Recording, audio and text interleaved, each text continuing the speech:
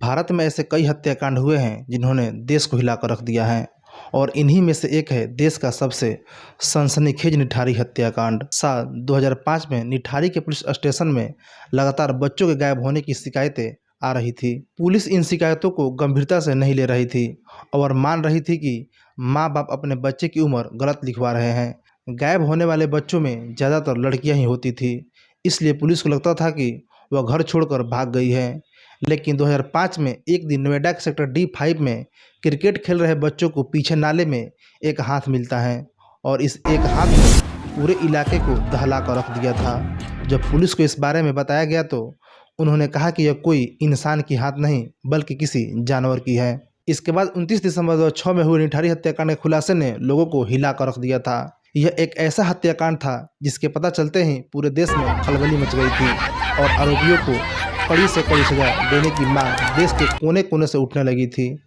मामले की गंभीरता को देखते हुए इसकी जांच CBI ने शुरू किया, जिसके बाद एक अय्याश मालिक और उसके आदमखोर नौकर का सच लोगों के सामने आया। काट करके और इसका मेरे बाजू और ये सीने का पीस भी खाया। इस कहानी की शुरुआत होती है नोएडा के करोड़पति मोहिंदर सिंह पंडेर और नौकर सुरेंद्र कोहली के उस खूनी बंगले नंबर D5 से।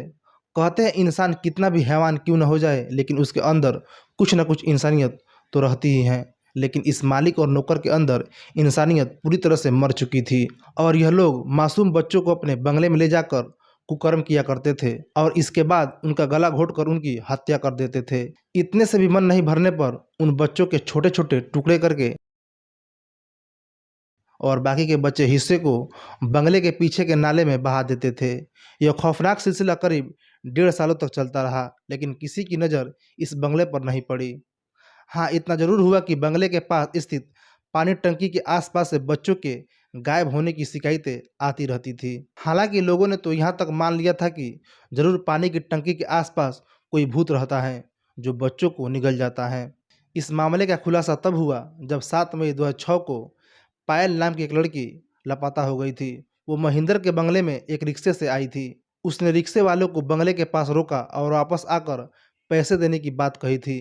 काफ़ी देर बाद जब पायल वापस नहीं आई तो रिक्शे वाले ने पैसे लेने के लिए बंगले का दरवाज़ा खटखटाया, जिस पर बंगले के नौकर सुरेंद्र कोहली ने बताया कि पायल काफ़ी देर पहले जा चुकी है। इस पर रिक्शे वाले का कहना था कि वह बंगले के सामने ही खड़ा था, पायल बाहर नहीं निकली। फिर यह बात पायल के घर वालों तक पहुंची। इसके बाद पायल के पिता नंदलाल ने पुलिस में शिकायत दर्ज कराई कि उनकी बेटी D5 बंगले से गायब हो गई है, जिसके बाद पुलिस पूरी तरह से जांच में जुट गई। नंदलाल लगातार पुलिस के ऊपर खोजबीन का दबाव बना रहे थे। इससे पहले भी लगातार 1 दर्जन से अधिक बच्चे निठारी से गायब हो चुके थे। पुलिस को जानकारी मिली कि पायल के पास एक मोबाइल फ़ोन था जो घटना के बाद से ही स्विच ऑफ आ रहा था। पुलिस ने पायल के नंबर की डिटेल्स खंगाली, तमाम जगहों के नंबर मिले, उन नंबरों की जांच की गई जिससे सुराग मिला और जिसके आधार पर पुलिस ने D5 बंगले में छापा मारा और इस तरह से निठारी के नरभक्षी का काला सच लोगों के सामने आया। फिर क्या था, एक के बाद एक मामले खुलती गई और जांच दल को बड़े पैमाने पर बच्चों की हत्या के बारे में पता चलता गया। निठारी हत्याकांड इतना खौफनाक था कि इसको 11 जनवरी 2007 को CBI ने पूरा केस अपने हाथ में लिया। 28 फरवरी और 1 मार्च को निठारी के नरभक्षी सुरेंद्र कोहली ने दिल्ली में अपने जुर्म को कबूल किया। इस हत्याकांड के 8 साल बाद यानी 2014 में सुरेंद्र कोहली के खिलाफ गाजियाबाद के सेशन कोर्ट में मौत का फरमान जारी हुआ।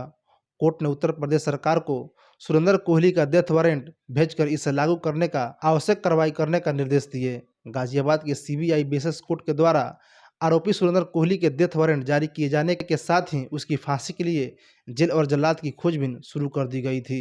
इस हत्याकांड के आरोपी सुरेंद्र कोहली और मुनिंदर अभी के लिए गाजियाबाद के डसना जेल में बंद है। सुरेंद्र कोहली को रीपा हलदार नाम की एक लड़की की 2005 में हत्या के आरोप में निचली अदालत ने मृत्युदंड सुनाया था, जिसकी पुष्टि इलाहाबाद उच्च न्यायालय ने कर दी थी। बाद में उच्च न्यायालय ने 15 फरवरी 2011 को अपने इस फैसले पर मुहर लगाई। सुरेंद्र कोहली को सिलसिलेवार हत्यारा करार देते हुए कोर्ट ने कहा कि इसके प्रति कोई दया दिखाई नहीं जानी चाहिए। सुरेंद्र के खिलाफ कुल 16 मामले दर्ज किए गए थे और इसके मालिक मुनिंदर को भी रीपा हलदार मामले में मृत्युदंड सुनाया गया था, लेकिन इलाहाबाद हाई कोर्ट ने उसे बरी कर दिया। सुरेंद्र कोहली के खिलाफ 16 मामलों में से 5 मामलों में उसे मृत्युदंड सुनाया गया था, जिसमें 13 फरवरी 2009 को न्याय विशेष न्यायाधीश राम जैन ने सुरेंद्र और मुनिंदर को फांसी की सजा सुनाई थी। बाद में इलाहाबाद हाई कोर्ट ने मुनिंदर पंडेर को बरी कर दिया, जबकि सुरेंद्र की सजा बरकरार रखी गई। सुप्रीम कोर्ट ने भी सुरेंद्र कोहली की सजा को बरकरार रखते हुए उसकी अपील को खारिज कर दिया और आरती मर्डर केस में 12 मई 2010 को सीबीआई विशेष न्यायाधीश डॉक्टर ए.के. सिंह ने आरोपी सुरेंद्र कोहली को दोषी मानते हुए उसे फांसी की सजा सुनाई थी। और इसी तरह दीपाली मर्डर केस में 12 दिसंबर 2010 को सीबीआई कोर्ट ने सुरेंद्र को दोषी माना और फांसी की सजा सुनाई। वहीं 28 दिसंबर 2010 को रचना लाल मर्डर केस में सीबीआई अदालत ने सुरेंद्र को दोषी माना और फांसी की सजा सुनाई। इस नरबख्शी के अय्याश मालिक मुनिंदर सिंह पंडेर को एक केस में फांसी की सजा सुनाई गई थी, लेकिन उसके खिलाफ सबूत न मिलने के कारण उसे रिहा कर दिया गया। अभी वह जेल से बाहर हैं, लेकिन उसके खिलाफ कई केसेस के फैसले अभी आनी बाकी हैं। आपको क्या लगता है कि मुनिंदर और सुरेंद्र को क्या सजा होनी चाहिए? कमेंट बॉक्स के रूप में लिखकर जरूर बताइए। पुलिस की गलतियां भी जरूर बताइए। फिलहाल आज की कहानी को हम यहीं ख़त्म करते हैं। वीडियो पसंद आने पर ना सिर्फ इस वीडियो को लाइक करें, बल्कि इसे अपने दोस्तों के साथ शेयर भी ज़रूर करें और ऐसी अनोखी कहानी जानने के लिए चैनल को भी सब्सक्राइब कर लें और साथ में बेल आइकन को भी ज़रूर से प्रेस कर दें। धन्यवाद।